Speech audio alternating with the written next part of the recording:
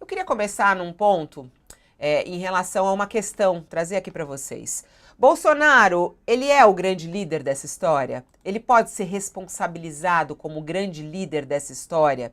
Né? Quando a gente olha essa lista dos indiciados, que papel Bolsonaro representa em relação a esse quebra-cabeça, Josias? Sem nenhuma dúvida, o Bolsonaro é o grande líder dessa história. Ele liderou essa estratégia golpista desde a primeira hora. Ele já falava em termos antidemocráticos no primeiro ano de governo. No segundo ano, ele estava fazendo o discurso antidemocrático na frente do QG do Exército, de frente de devotos dele que pediam já, àquela altura, uma intervenção militar. Então, não há nenhuma dúvida quanto à liderança do Bolsonaro. E, por ironia, ele acabou engolfado pelo próprio golpe e foi engolfado por conta daquilo ou daquela corporação que ele chamava de Minhas Forças Armadas.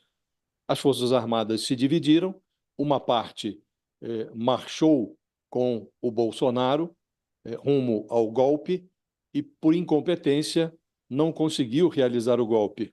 A outra parte eh, se opôs ao golpe. Então, houve dois comandantes das Forças Armadas, um do Exército, outro da Aeronáutica, que levaram o pé à porta. O Bolsonaro expôs a eles a uma minuta de golpe e eles não toparam, né? Então, faltou competência aos golpistas fardados que aderiram ao Bolsonaro e faltou a adesão das Forças Armadas. Dois comandantes levaram o pé à porta e se harmonizaram com a Constituição e, por isso, não tivemos, Fabiola, o golpe de Estado no Brasil. E, por uma felicidade, a legislação atual, atualizada, aliás, durante a gestão Bolsonaro, veja que ironia, não é? A antiga Lei de Segurança Nacional foi remoçada durante a gestão Bolsonaro. E, graças a essa remodelagem da lei, a legislação passou a prever, em termos muito precisos, quais são as investidas contra o Estado, contra a democracia, que devem ser consideradas criminosas. E a lei diz que a simples tentativa de um golpe de Estado, a simples tentativa de uma subversão do Estado democrático de direito pela via da violência, só tentar já é crime.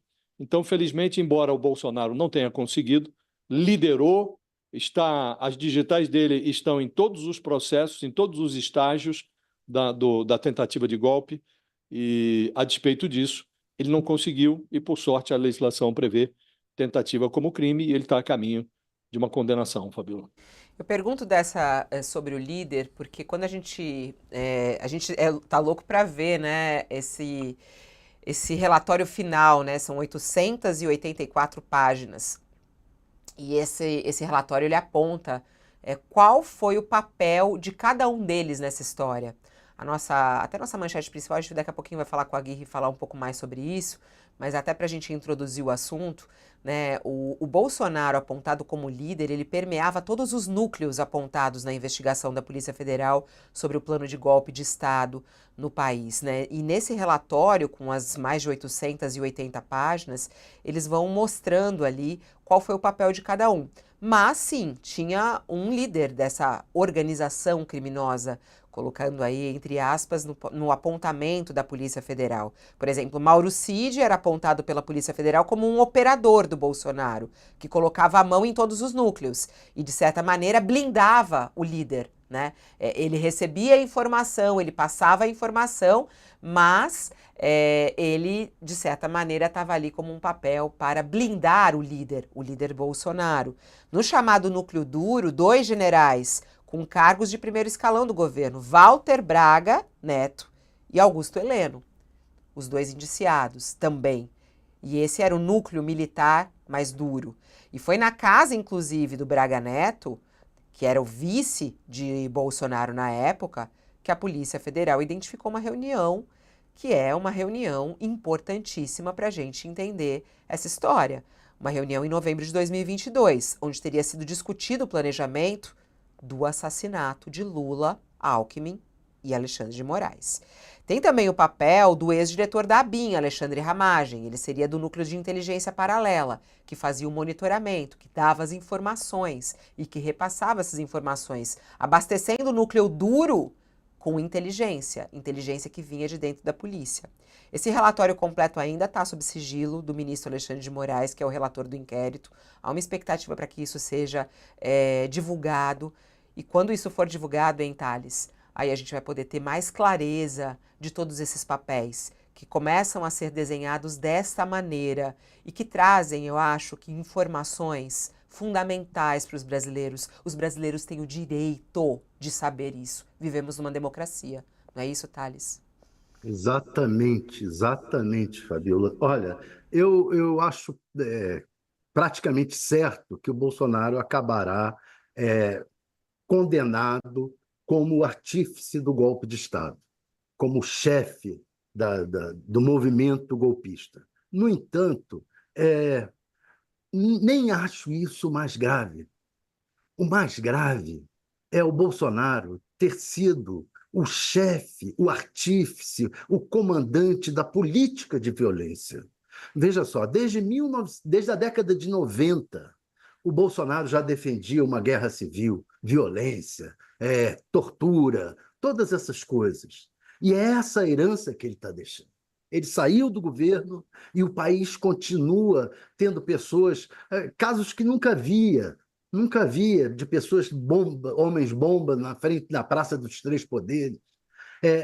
Uma política armamentista que ele desenvolveu no governo, incentivou no governo, povo armado é povo livre. E aí as pessoas passaram a dar armadas, passou a haver nas escolas mais e mais casos de mortes violentas. A gente está agora com o país saindo disso, com essas descobertas, a gente sabe que vai vir aí um tempo conturbado. Não se sabe como esses bolsonaristas, que são violentos, esses mais violentos, né? Não é todo bolsonarista violento, não é verdade, mas há um núcleo violento ali que foi incentivado pela ideologia de violência de um presidente da República. E isso deixa marcas na sociedade.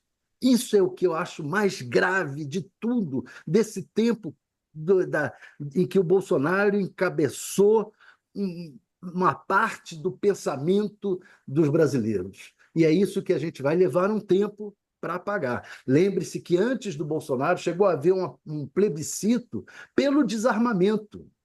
Pelo desarmamento. O povo brasileiro era contra tudo isso. E, de repente, tivemos esse movimento violento. Isso eu acho assustador, assustador. De qualquer maneira, o Bolsonaro é o responsável.